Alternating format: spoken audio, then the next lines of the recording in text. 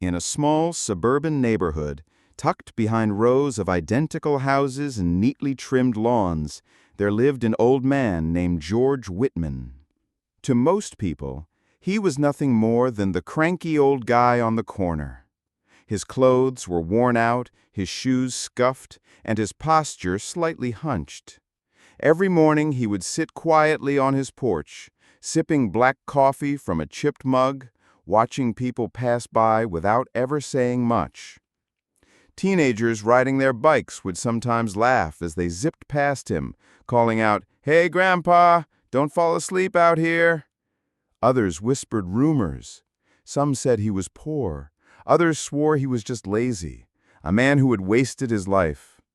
To them, George was invisible, irrelevant, someone who didn't matter in the grand scheme of things.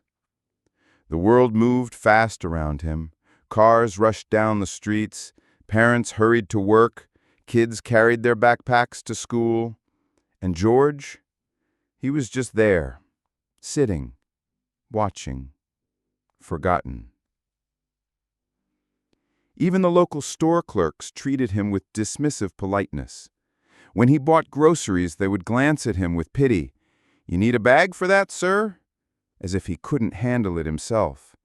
He always gave a polite nod, his eyes calm but distant. Yet, there was something about George that no one ever seemed to notice. Every once in a while, when the streets were empty and the light of dawn just began to paint the sky, he would walk with a strange grace. His steps were careful, measured, but powerful in a way that didn't match the image of a frail old man. There was a strength hidden beneath his silence. But nobody paid attention. One afternoon, in the diner at the edge of town, a group of high school kids gathered in their usual booth. They spotted George sitting alone at a corner table, quietly eating a simple sandwich and drinking water. One of the boys, trying to impress his friends, whispered loudly, "Look, it's the old ghost again. Man, he's always alone. Bet he's never done anything with his life." The others snickered. A girl rolled her eyes, probably just waiting to die. George didn't respond. He didn't even look up. He chewed slowly, placed his fork down with care, and stared out the window, as if he had heard these comments 1,000 times before, and they no longer touched him. But deep inside, a storm brewed, because George Whitman wasn't who they thought he was. He wasn't just some quiet, lonely man. His past was heavier than any of them could imagine. His silence was not weakness. It was restraint. And soon, the town would learn the truth. They would learn it in a way they would never forget. The storm began on a Thursday afternoon. The sky darkened quickly, the kind of heavy clouds that carried not just rain but electricity in the air. Kids ran from the park, parents shouted for their children to come inside, and businesses hurried to close before the storm hit. George Whitman, as always, sat on his porch. But this time, something was different. As the wind picked up, a piece of paper flew down the street like a bird caught in a current. It slapped against George's fence, and he reached down to grab it. His hand trembled slightly, but not from weakness. His fingers were scarred, old marks etched into his skin like burns and cuts that had long since healed. The paper was nothing important, just an old flyer for a school football game. But when George looked at it, his expression changed. His eyes darkened, distant, as though the image of the field triggered a memory he couldn't ignore. He folded the paper carefully and slipped it into his pocket. The storm roared on. Trees bent, power lines swayed, and then it happened. A car, trying to beat the rain, lost control on the slick road. Tires screeched. A young mother and her son were just crossing the street. The entire world seemed to freeze. The car skidded, heading straight for them. People screamed from their porches, but no one was close enough to help. No one. except George. For the first time in years, he moved with speed that didn't belong to a man his age. In a blur, he was off the porch, sprinting down the steps, his coat flapping behind him. His stride was powerful, steady, as if his body had been waiting for this moment. He reached the boy first, scooping him into his arms with surprising strength, then shoved the mother out of the way just as the car slammed into a stop sign. Metal bent, glass shattered, but the mother and son were safe, untouched. Silence. The neighborhood stared. Dozens of eyes blinked in shock. They had never seen George move like that.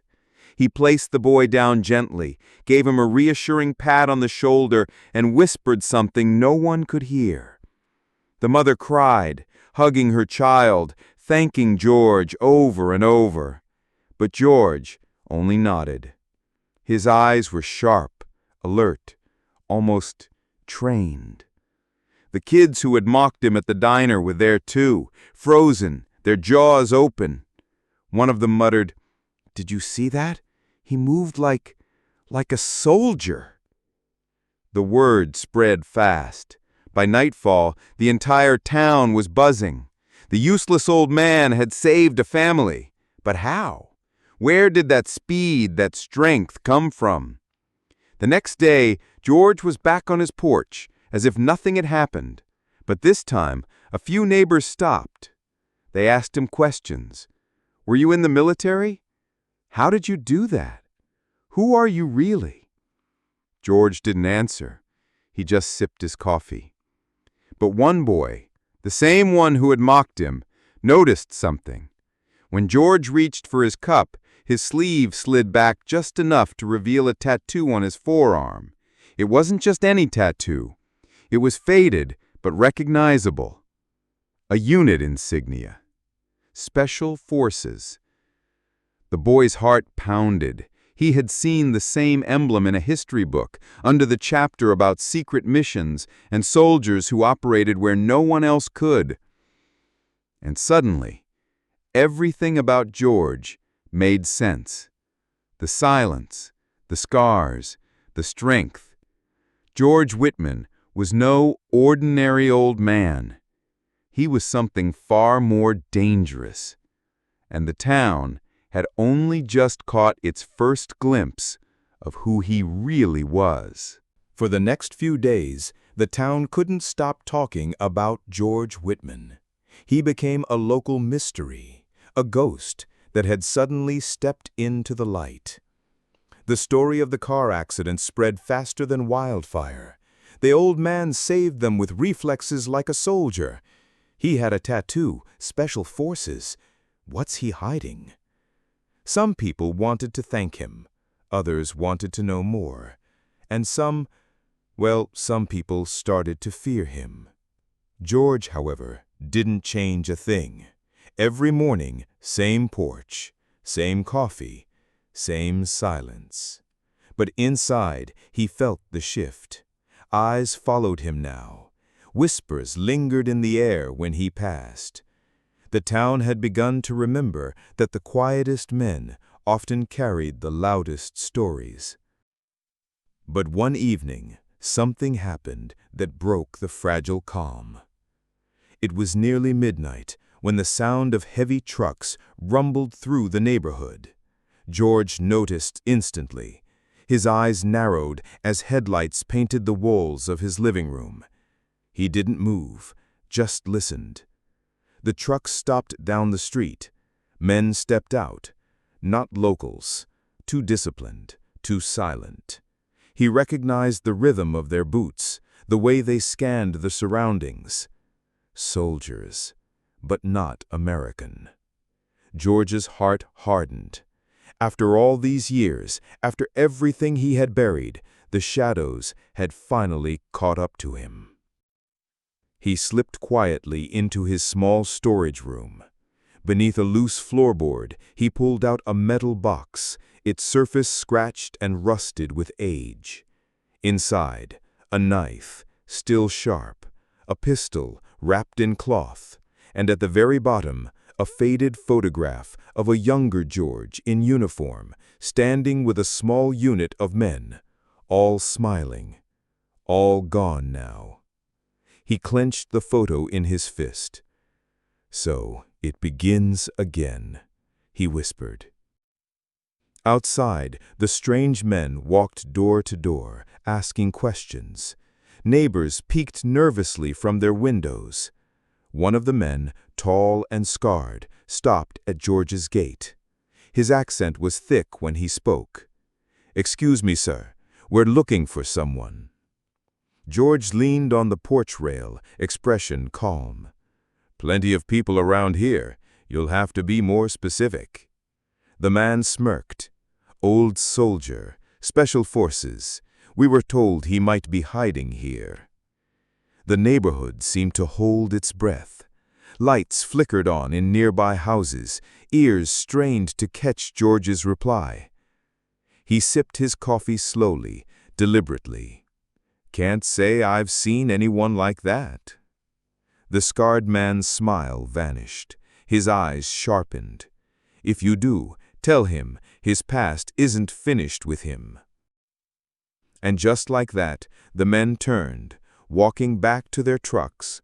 Engines roared, tires squealed, and the convoy disappeared into the night. But the silence they left behind was worse, because now the entire street knew George wasn't just a soldier. He was someone important, someone dangerous enough that people were still hunting him decades later. The next morning, George noticed kids gathered near his fence, whispering. One finally asked, "Mr. Whitman, were those men looking for you?" George looked down at the boy, the same one whose family he had saved. He didn't answer right away. Then he crouched, meeting the boy's eyes. "Son," George said softly, "there are things in this world you don't ever want to understand. Things I hoped I'd left behind. But sometimes the past doesn't stay buried." The boy swallowed hard, his young face pale, but he nodded. Later that evening, George walked to the diner for the first time in weeks. The place went quiet as he entered. Every eye turned to him, some full of awe, some full of fear. He sat at his usual spot by the window.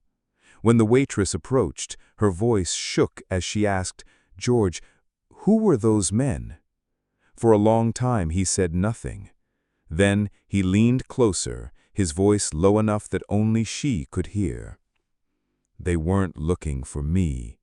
They were warning me. Which means whoever sent them is already here."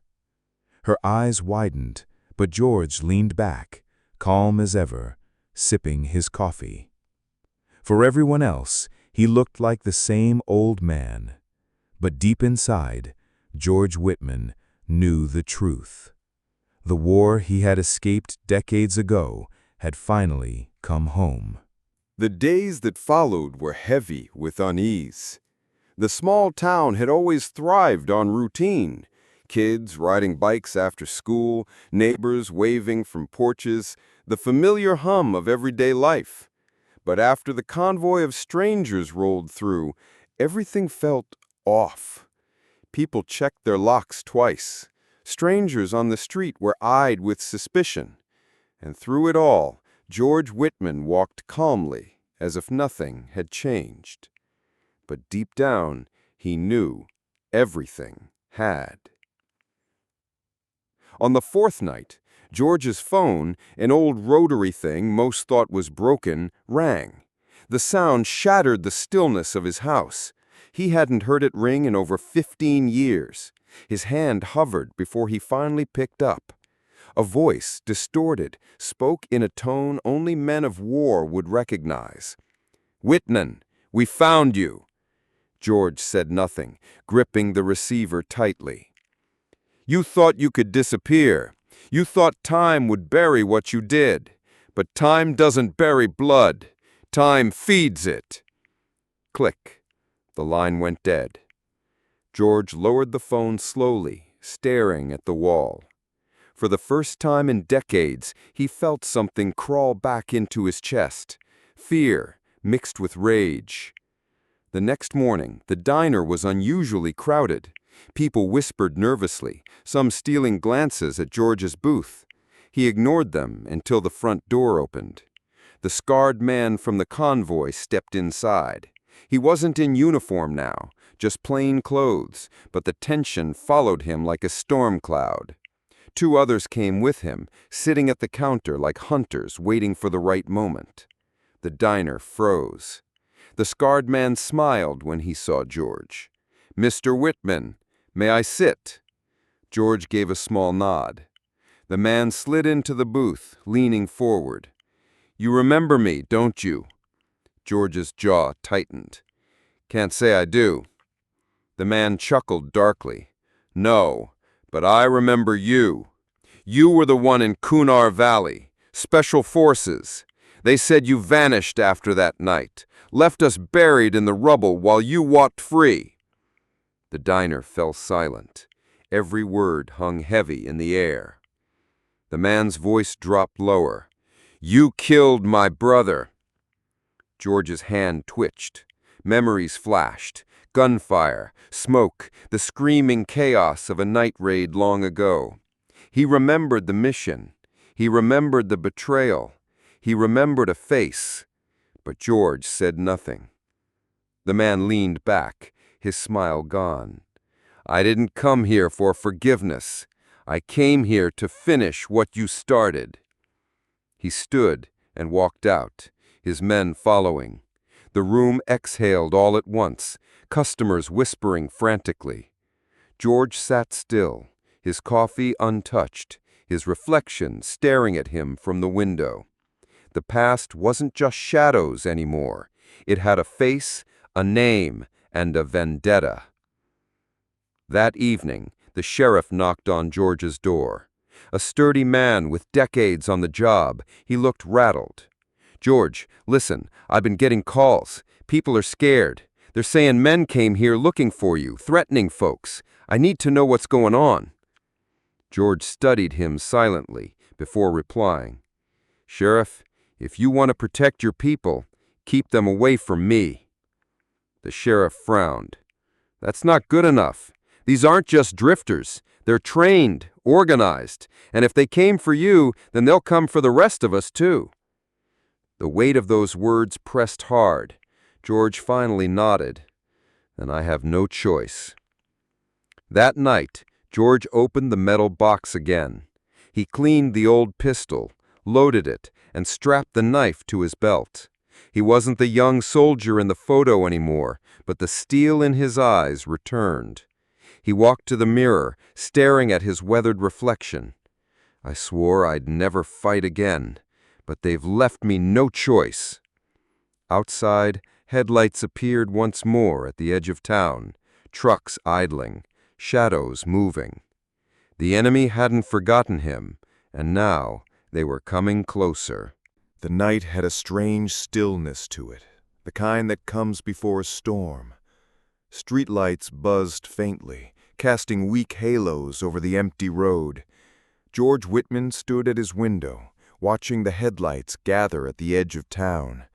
One truck, then two, then four. Their engines rumbled like beasts in the dark. He tightened the strap on his old boots, holstered the pistol, and tucked the knife into his belt. His heart wasn't racing, not like in the old days. Age had slowed his body, but not his resolve. He was done running. The knock came on his door, steady, deliberate. George opened it. The scarred man stood there, flanked by his soldiers. The man smiled, but there was no humor in it. "You had your chance to disappear. Now you'll pay for what you stole." George stepped out onto his porch, closing the door behind him. "I right," he said calmly. "I stole something that night. I stole your chance to destroy everything. And I'd do it again."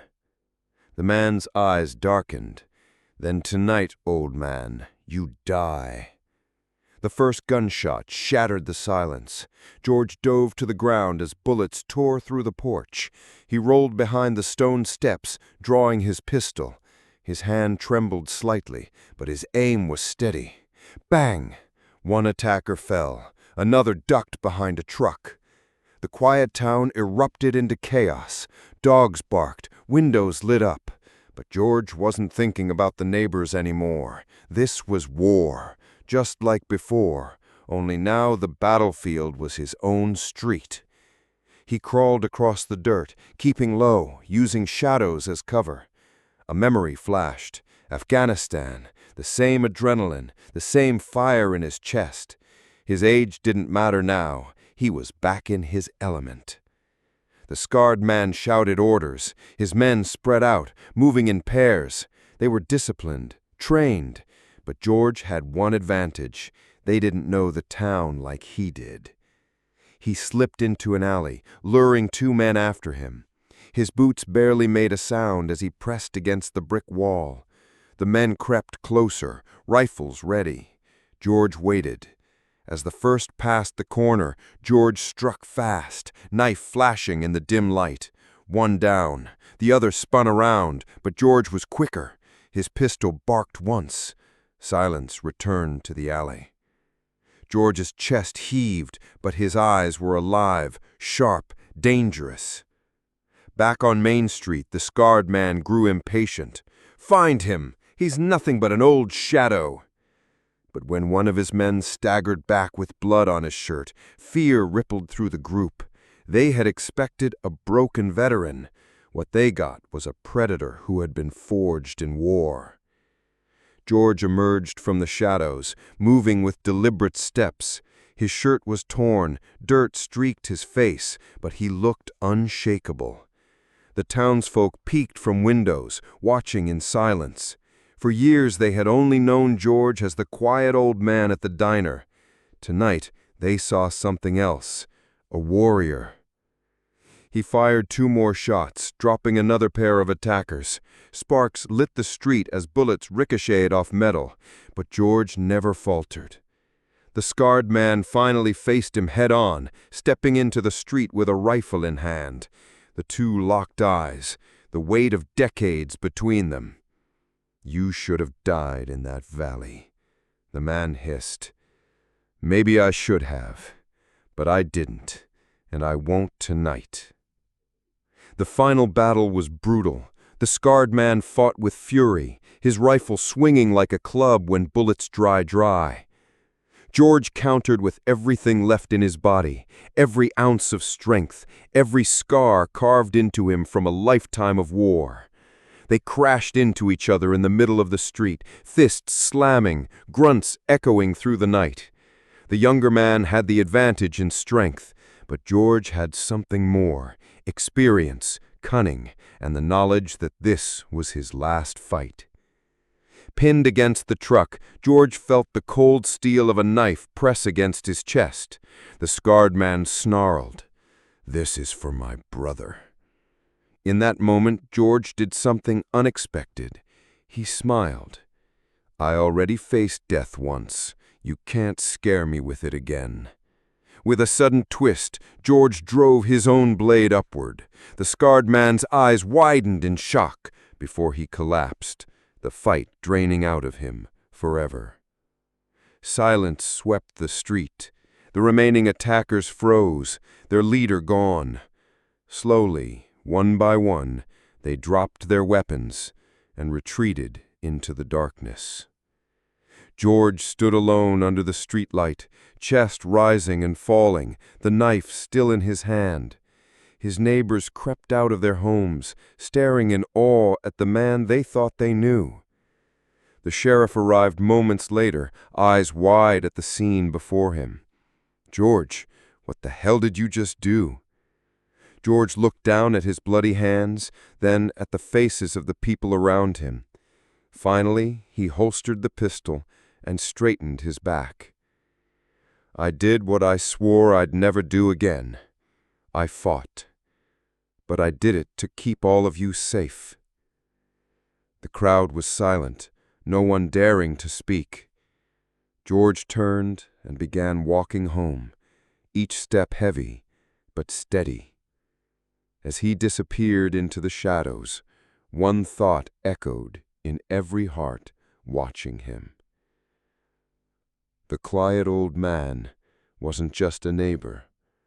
He was the last soldier of a forgotten war, and tonight he had saved them all.